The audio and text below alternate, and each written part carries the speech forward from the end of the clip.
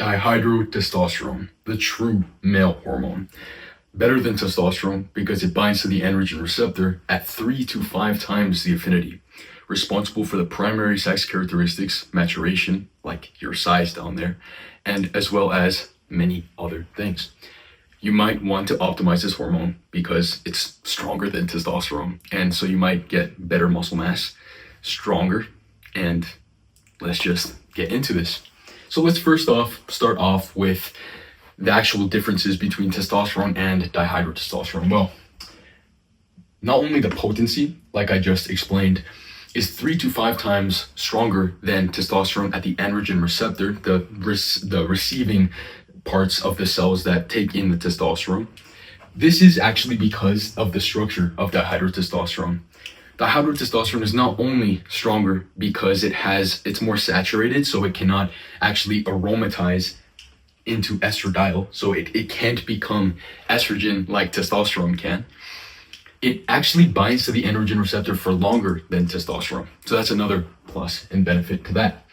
Then you have the muscle mass. So testosterone is more responsible for hypertrophy, and while DHT also does that, dihydrotestosterone, while it also does that, it does it in a way that the muscle is more dense. The muscle density gets better. You'll see a lot of skinny guys, like sleeper builds, have incredible strength that you have no idea how that happens, but it's because their DHT levels have made their muscles more dense, therefore stronger.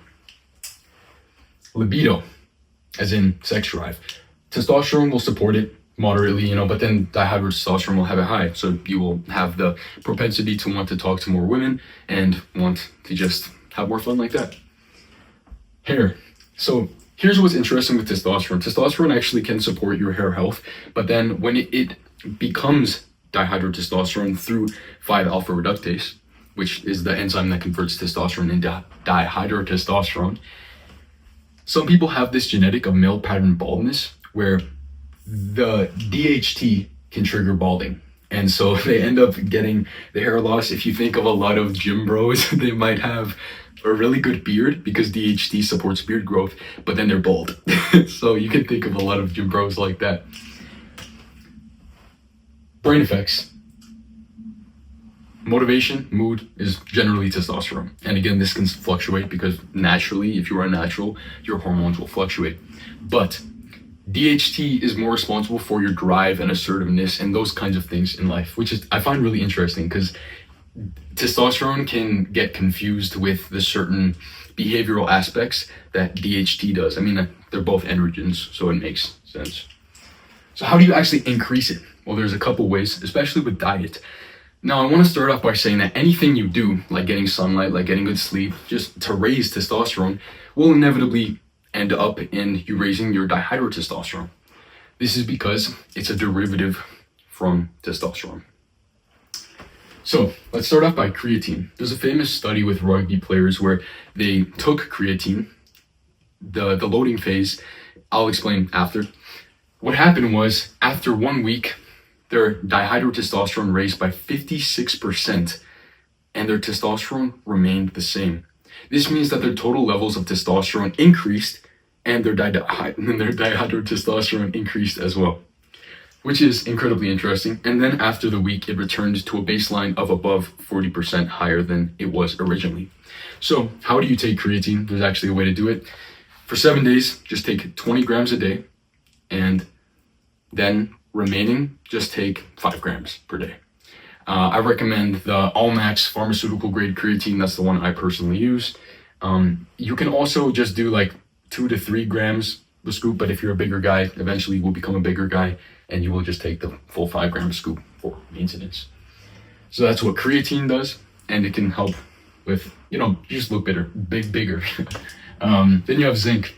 Zinc also increases testosterone, and so therefore it also increases dihydrotestosterone, but that is not the only thing.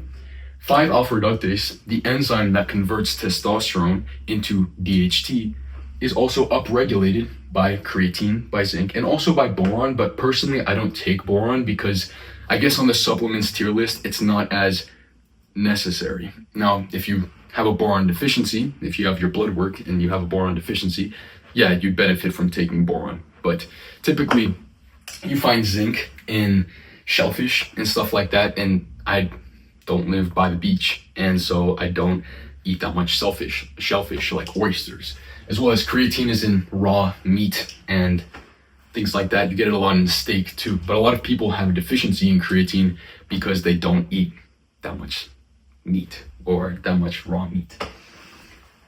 If you want to decrease it, let's say you're going bald for some reason, you have that genetic and that's kind of tough. You can either just own it like a badass, or you can take measures to decrease your dihydrotestosterone. The way you can do this is you can actually go the pharmaceutical route, and you can take finasteride or dutasteride, which are both 5-alpha reductase blockers, and this will make it so you have lower DHT. You still have regular amounts of testosterone, but I don't trust it personally. If I were to go bald, even though I don't have the genetic, I'd rather just go bald than take something that wrecks my hormones more. The other thing is, if you have low testosterone, you're probably not going to have that much DHT. So yeah, avoid, if I were you, if I wanted to optimize my hormones correctly, because your body will find a natural homeostasis. I just optimize my hormones by eating correctly, making sure I slept good. I have a bunch of other videos for how to optimize testosterone and that kind of stuff. I just started a community for hormonal optimization I called it Test Maxed or something like that.